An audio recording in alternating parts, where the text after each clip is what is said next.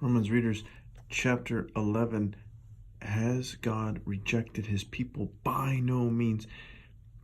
You may have seen this phrase or remember this phrase a couple times now. Paul used it a couple times in chapter 6. He'll use it 2 times in chapter 11.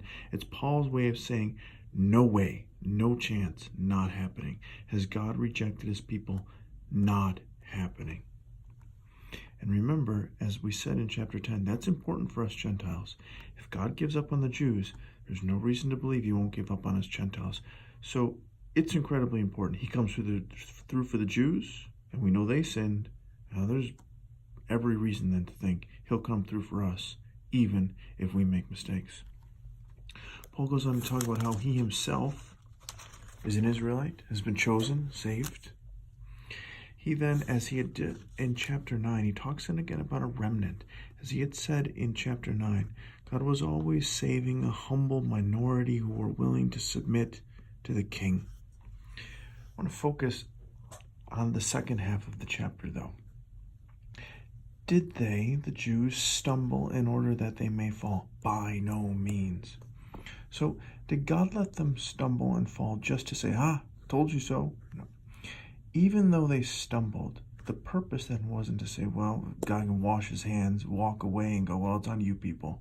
You fell. It's your fault. I don't have to own any of this. Even though they stumbled, it's not the end. If God makes a promise to you, he's going to come through. So even their stumbling is going to be used somehow, some way for the good. In fact, rather, through their trespass, salvation has come to the Gentiles, us. See, when they screwed up, they made a trespass. Jesus ends up coming to the world. So their screw-ups end up being salvation for us. Them screwing up means Jesus comes into the world and saves all of us.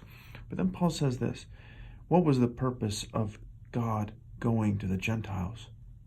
So as to make Israel jealous. What does that mean? Think of it as a best friend. Imagine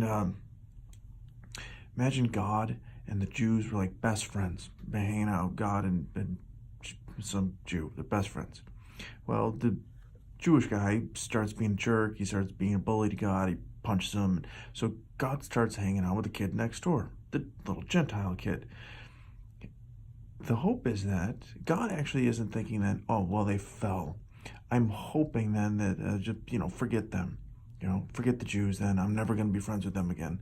It's actually not the point. And God hanging out with the Gentiles is actually hoping to make his first best friend, Israel, jealous.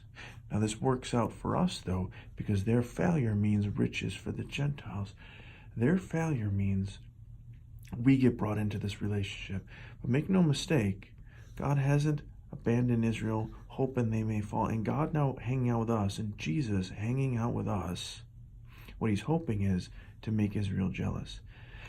But the ultimate point then is that their failure means riches for the Gentiles.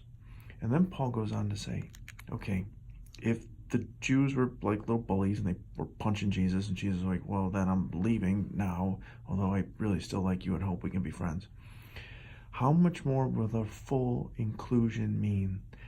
So Paul's saying, imagine this, Gentiles, you get Jesus because the Jews screwed up. But what will it mean then if the Jews stop screwing up? What will their acceptance mean but life from the dead? Life from the dead, paradise, end of the world. Paul's saying, if we all get Jesus because the Jews screwed up, then when the Jews stop screwing up, what's that going to mean? If things are this good because the Jews screwed up, if they're this good and we get Jesus because they screwed up, what's it going to mean when they stop screwing up? What will their full inclusion mean? What will it mean but life? It's going to be, that's it. That will be the sign. If their rejection means reconciliation of the world, what will their acceptance mean but life from the dead? So the Jewish project for Paul is incredibly important. It has a ton of implications for us as Gentiles. Then he starts talking to us specifically as Gentiles. He wants us to be sure that we know where we come from. The nourishing root is what? The Jews. He says it again, the root supports us, the Jews. And then he says, do not be arrogant toward the branches. The original branches are the Jews. They're the nourishing root into which we were grafted. Paul's point then is, do not move past the Old Testament. We can often read the Old Testament and think, oh man, those Jews are so stupid. How could they be redeemed from Egypt, see all those miracles at the Exodus, walk through the Red Sea, and as soon as they get on the other side, they make a golden calf? They start complaining about bread? Man, I would have never done that. Really. Do not be arrogant toward the branches. They are the nourishing root. The root supports you. And then he says, do not be arrogant. And then he kind of repeats himself, but fear. If God did not spare the natural branches, Gentiles, neither will he spare you. Paul's point, don't think you've ever moved past the Old Testament, because you haven't. But instead, fear. Walk with God. Cling to Christ. So he says then that a partial hardening has come upon Israel. But at the point then, as we had said, imagining our silly illustration with the neighbor kid next door, is that all Israel will be saved. That's the ultimate hope. God then has consigned all the disobedience that he might save all, echoing Romans 1 through 3. This last section, 33 through 36. Paul all of a sudden almost breaks into song. He starts praising God. He quotes a couple scriptures. He starts talking about the riches and the wisdom and the knowledge of God are from him and through him and to him are all things. To him be glory forever. Amen. What had happened to Paul here? He has gone through now chapters 1 through 11 as the plan and wisdom of God centered around Jesus the King overwhelms Paul. Who has known the mind of the Lord, or who has been his counselor?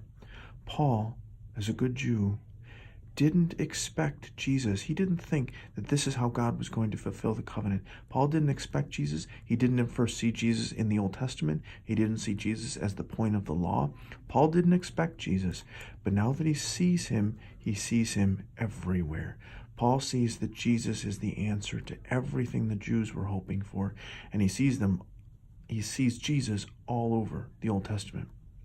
Who has given a gift to him that he might be repaid? Jesus is the answer to every hope and every dream, and he is the gift we could never repay. When Paul sees this plan of God centered around King Jesus, he just can't help breaking into praise and song. Chapter 12 tomorrow.